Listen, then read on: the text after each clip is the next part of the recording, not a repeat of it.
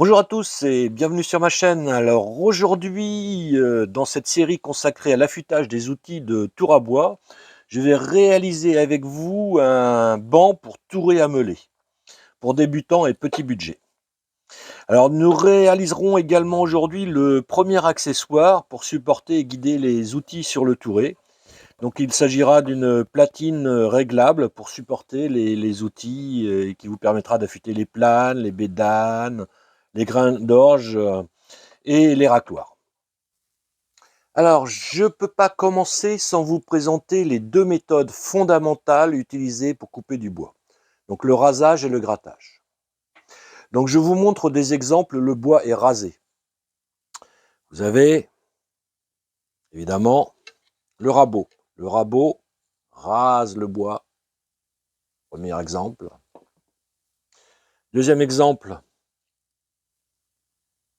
le ciseau à bois. Le ciseau à bois, il rase le bois. Autre exemple que vous connaissez dans les outils de tour, la plane. Donc la plane fait du rasage de bois également. Autre cas, aucun rapport, la chaîne de tronçonneuse. Donc les dents, elles rasent également. Surprenant, mais elles rasent. Voilà, donc ça, c'était vraiment pour vous présenter la première partie, donc le rasage. Alors, l'affûtage de ce genre d'outil, c'est clair, tout ce qui rase doit être aiguisé ou affûté comme du rasoir. Alors, on voit souvent des débats sans fin sur le morphile. Alors, dans le cas de certains outils rasants, supprimer le morphile n'est pas fondamental. Autant sur un rabot ou sur un ciseau à bois, vous ne pouvez pas l'éviter. Autant sur les outils de tour, c'est pas très important. Un peu comme la chaîne de tronçonneuse, vous n'enlevez pas le morphile sur une chaîne de tronçonneuse. Pourquoi? Parce qu'au premier tour de la tronçonneuse ou au premier tour du tour à bois, le morphile, il va partir. Il va partir très rapidement. Donc il ne vous embêtera pas. Alors l'autre façon de couper une matière est de la racler. Alors vous connaissez sans doute le racloir à main, donc on cherche le morphile, là. Voilà. Donc ça, vous voyez, je tire avec un angle de 70 à 80 degrés et j'enlève de la matière en raclant. Là, je ne rase pas, je racle. Alors, qu'est-ce que vous avez comme autre exemple de racloir? Eh ben, vous avez le racloir de tour à bois, bien sûr, hein, qui fait du raclage. Vous avez évidemment les outils de tournage au carbure qui font du raclage et uniquement du raclage. Ça ne rase pas. Vous avez, alors c'est un cas particulier, le bédane. Alors le bédane, à la fois, on peut utiliser en rasoir, comme ça, sur le bois, et il peut être utilisé en racloir. Donc c'est une double utilisation, c'est un cas un peu particulier. Un autre exemple de raclage, une lame de scie circulaire, vous voyez, l'angle des dents, qui fait 70-80 degrés.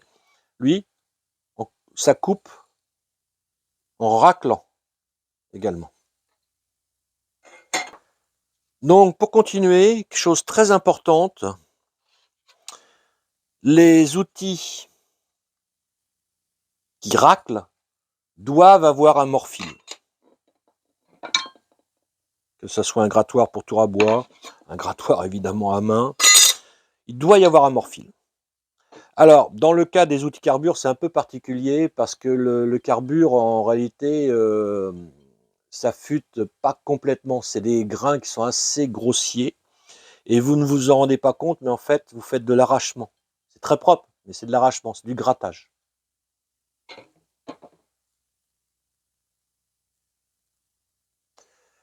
Donc, si vous suivez mon raisonnement, donc, un affûtage à l'eau est inutile pour les outils de tournage. Vous l'aurez compris, donc je vais partir sur de l'affûtage à sec, et comme j'ai choisi une présentation pour débutants et pour petit budget, je vais créer avec vous tous les outils et gabarits nécessaires. Alors, si vous avez de la place, un poste d'affûtage à poste est idéal. On y revient souvent, donc c'est pratique. Si vous n'avez pas de place, vous allez faire comme moi, vous allez utiliser un montage que vous pouvez déplacer sans problème. Alors, pour cette vidéo, j'en ai profité pour investir dans un nouveau touret. Le mien était assez vieux. J'ai trouvé ça sur le net, c'est pas cher. C'est pas de la super qualité. Il a fallu que je démonte les meules parce que le carton ici s'était mis un peu de travers, ça tournait pas rond. Voilà, c'était un peu de préparation, mais enfin, c'est premier prix, c'est pas cher. Voilà. Donc j'ai choisi un touret de 200. Pourquoi? Parce que ça permet d'avoir moins d'arrondis sur les outils. Si vous avez un 150, ça ira aussi. Il ne faut pas non plus chercher des trucs exceptionnels.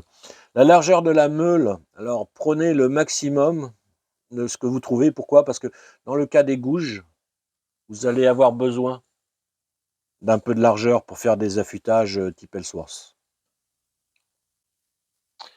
Allez, c'est parti. Donc on va commencer par couper deux planches de 50 en largeur sur une hauteur de 30 environ, hein. Mais...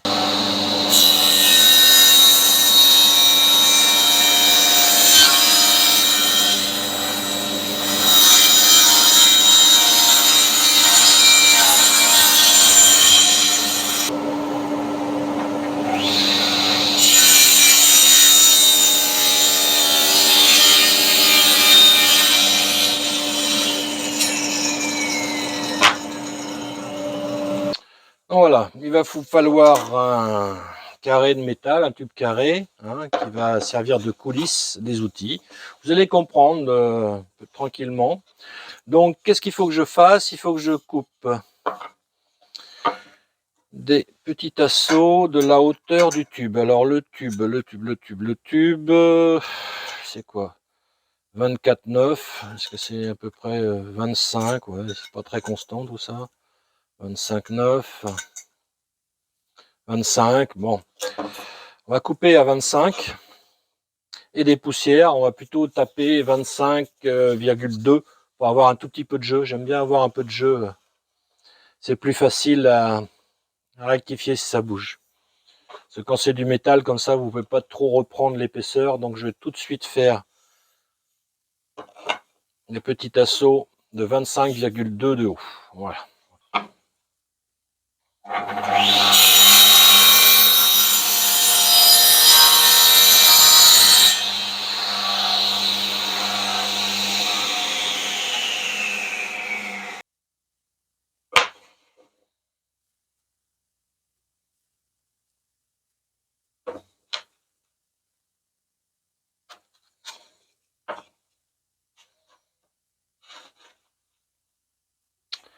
Alors, avant de continuer, vous prenez la meule que vous préférez, votre touret préféré, vous regardez l'écartement entre les deux.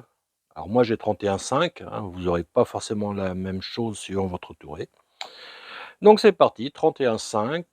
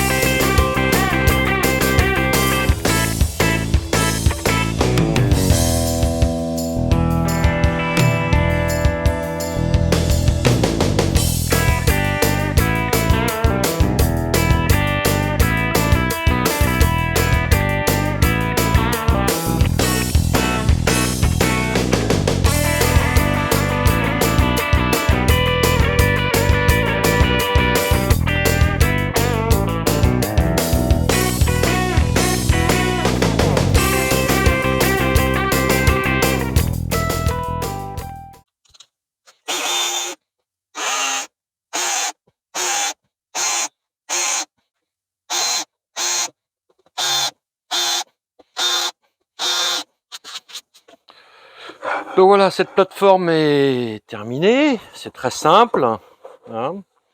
Donc elle va nous permettre de faire rentrer très simplement les outils, les porte-outils plus exactement. Voilà. Et ça va dépendre là encore de votre touret, mais je vais fixer le touret dessus. On va essayer de mettre ça à peu près au centre, puis on va... Il y a des positions pour mettre les vis dessous là, c'est prévu. Et j'aurai donc mon support que je peux déplacer. Et ça sert de poignée sur les côtés. Je peux me déplacer, le ranger ailleurs. Ce sera parfait. Donc alors maintenant, il va falloir installer un système pour serrer la barre dessus. Le porte-outil, quoi. C'est pas cette barre-là, évidemment, vous verrez tout à l'heure.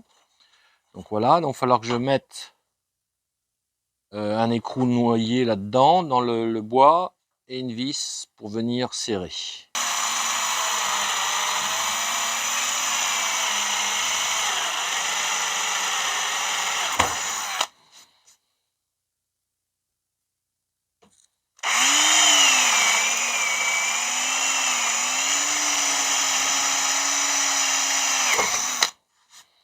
Alors, il y a plusieurs façons de bloquer ça, hein. Donc, vous pouvez prendre un écrou que vous noyez dans de l'époxy, un colle bicomposant, quoi, si vous voulez. Ça va pouvoir prendre appui.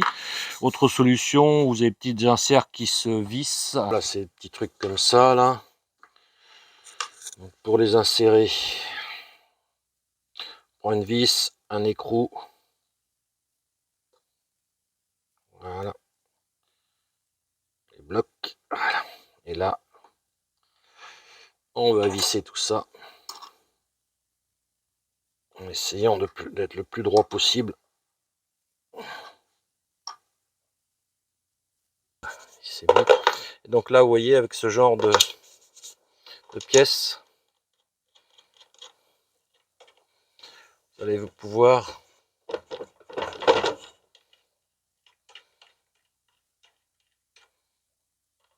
bloquer complètement le tube. Voilà. Donc on va faire ça de l'autre côté aussi.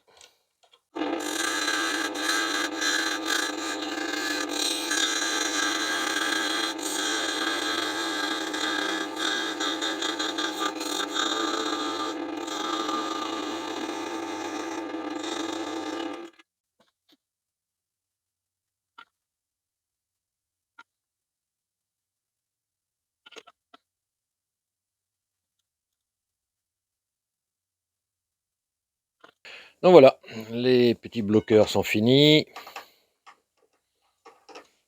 On va pouvoir bloquer les tubes dedans, qui vont être les supports d'outils. Voilà, c'est bon. C'est parfait, tout est bloqué. Donc maintenant, deuxième étape, on va donc s'occuper de faire des porte-outils. Donc voilà le premier porte-outils, hein, qui va permettre d'affûter des outils comme les planes, les racloirs.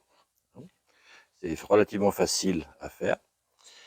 Alors en position, ça donne ça, hein, donc avec sa plateforme réglable, hein, que vous pouvez bloquer. Et là, l'ensemble bloqué, une fois bloqué, tout est ferme.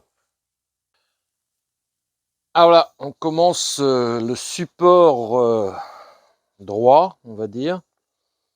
Bon, voilà, j'ai coupé un petit bout à 40 cm. Donc allez, on continue avec le premier support, donc la barre métallique, le blocage, la petite plateforme de support. Alors chose importante, ça va dépendre de vos outils, mais vous voyez, on va avoir besoin de pas être embuté. Je fais des outils un peu usés comme ça, donc vous allez devoir limiter la largeur de votre support d'outils, hein. Donc dans mon cas, j'ai pris un 65 par 100. Ça devrait le faire. Toujours avec de la chute, hein. Donc derrière, on prépare avec les contreplaqués collés pour faire la largeur donc de la barre carrée. Et vous voyez, commence à imaginer la chose. Et après, je vais mettre un support. Hein. Donc, je commence par là. Je vais coller ça là-dessus. Et après, je vais préparer le support.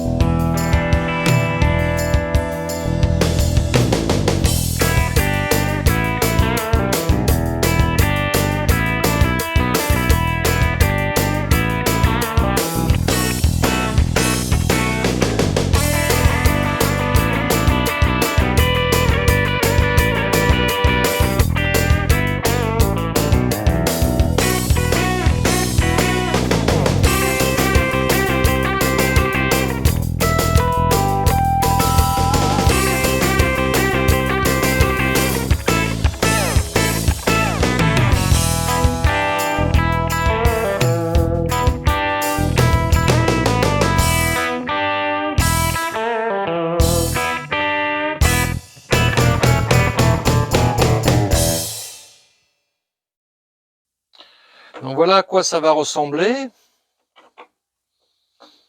Hein, donc, ça va être affûtage jusqu'à la plane comme ça. Voilà. On va peaufiner tout ça. On va visser directement dans le tube ici. Je vais finir un peu l'arrangement ici. On va voir ça. Ça va avancer. Alors, j'ai trouvé des vis à tôle auto-perforantes. Alors, vous n'êtes pas obligé, vous mettez ce que vous voulez. L'essentiel, c'est de traverser, de serrer.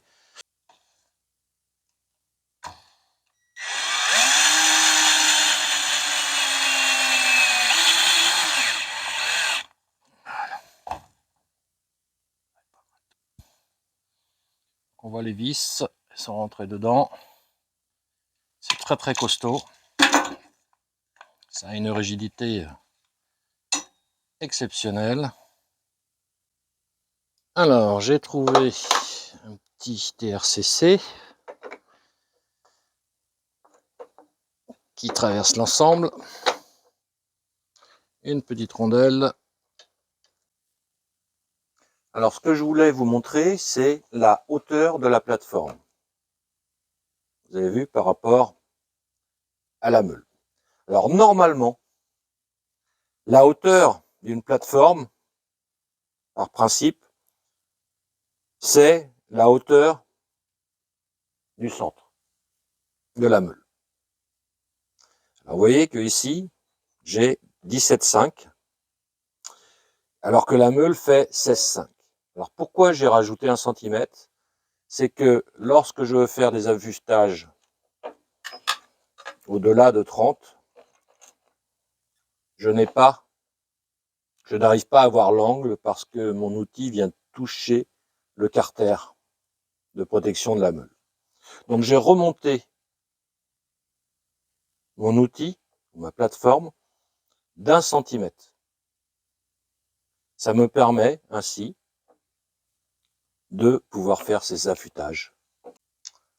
Bon, je vais m'arrêter là pour aujourd'hui. Donc la prochaine fois, je vous présenterai l'affûtage de plusieurs outils pour tour à bois que l'on peut préparer avec ce support de touret à meuler.